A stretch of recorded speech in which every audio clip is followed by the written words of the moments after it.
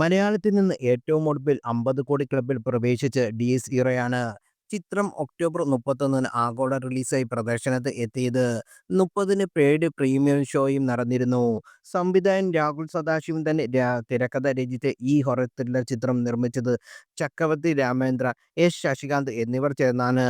ക്രോധത്തിന്റെ ദിനം എന്നും അർത്ഥം വരുന്ന ദ ഡേ വിത്ത് റാത്ത് എന്ന ടാഗ് ലൈനോടെ ചിത്രം എത്തിയത്. പ്രേക്ഷക നിരൂപക പ്രശംസ നേടിയ ബ്രഹ്മയുഗം എന്ന ചിത്രത്തിന്റെ വിജയത്തിന് ശേഷം രാഹുൽ സദാശിവന്റെയും നൈറ്റ് ഷിഫ്റ്റ് സ്റ്റുഡിയോസ് ടീം ഒന്നിക്കുന്ന ചിത്രമായിരുന്നു ഡി സീറോ. ഡി ആഗോളതലത്തിൽ 85 കോടി രൂപ നേടിയിട്ടുമുണ്ട് ഇപ്പോൾ. ഉദ്യോഗവും ആകാംക്ഷയും നിറഞ്ഞ മിസ്റ്ററിയും നിറഞ്ഞ ഹൊറർ ത്രില്ലർ ചിത്രമായിരുന്നു ഇത്. പ്രേക്ഷക നിലവാരമുള്ളത ദൃശ്യങ്ങളും ഗംഭീര സംഗീതം കോർത്തിണക്കി വമ്പൻ സാങ്കേതിക നിലവാരത്തിൽ ഒരുക്കിയ ചിത്രമായിരുന്നു ഇതിന്റെ.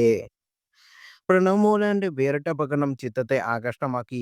4 പടങ്ങളിൽ നായകനായ പ്രണവ് മോഹൻലാലിന്റെ 3 പടങ്ങളും 50 കോടി ക്ലബിലെത്തിയിരുന്നു എന്ന പ്രത്യേകതയുണ്ട്. തുടർച്ചയായി 3 പടങ്ങളും 50 കോടി ക്ലബിലെത്തി.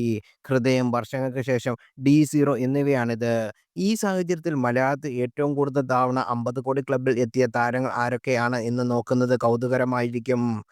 മോഹൻലാൽ 9 തവണ, മമ്മൂട്ടി 5 തവണ, പൃഥ്വിരാജ് 4 തവണ, പ്രണവ് മോഹൻലാൽ 3 തവണ, നസ്രിൻ 3 തവണ, ഉണ്ണിമുകുന്ദൻ 2, നിവിൻ പോളി 2, ഫഹദ് 2, ആസിഫ് അലി 2, ടൊവിനോ തോമസ് 2, ബേസിൽ ജോസഫ് 2, ദുൽഖർ 1, കുഞ്ചാക്കോ ബോബൻ 1. പ്രമുഖ ട്രെയിൽ അനലിസ്റ്റുകളായ സൗത്ത് ഇന്ത്യൻ ബോക്സ് ഓഫീസ് പുറത്തുവിട്ട കണക്കുകളാണ് മുകളിൽ കൊടുത്തിരിക്കുന്നത്.